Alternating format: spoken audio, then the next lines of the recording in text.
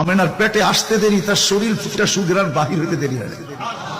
আমেনা যখন মক্কার ঘরের থেকে বাহির হইতে পারতো না, কেননা আরবের প্রচলন ছিল বিধবা মহিলা কোনোদিন খুশবু লাগাইতে পারবে না, বিদায় আমেনা ঘরের থেকে বাহির হইতো না।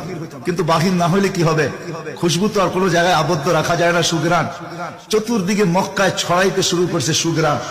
সবার নাকে যখন যাইতে শুরু করছে, তো মক্কার ভিতরে কানাঘুষা শুরু হয়ে গেছে। আব্দুল মুত্তালিবের পুত্রবধূ বিধবা, সে সুগ্রাণ লাগায় তো লাগায় কি করে?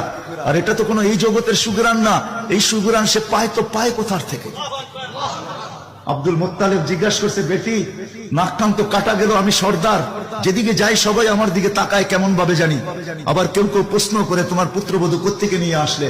যার সুগ্রাণ বাহির হইতে পারে না, রাস্তায় বাহির হইলে সুগ্রাণ ছড়াইতে থাকে, তো নিচে পুত্রবধূকে জিজ্ঞাসা করতে পারে না, স্ত্রীর মাধ্যমে জিজ্ঞাসা করতেছে যে তোমার পুত্রবধূকে জিজ্ঞাসা করো সে কোত্থেকে সুগ্রাণ ব্যবহার করে, সে রাস্তা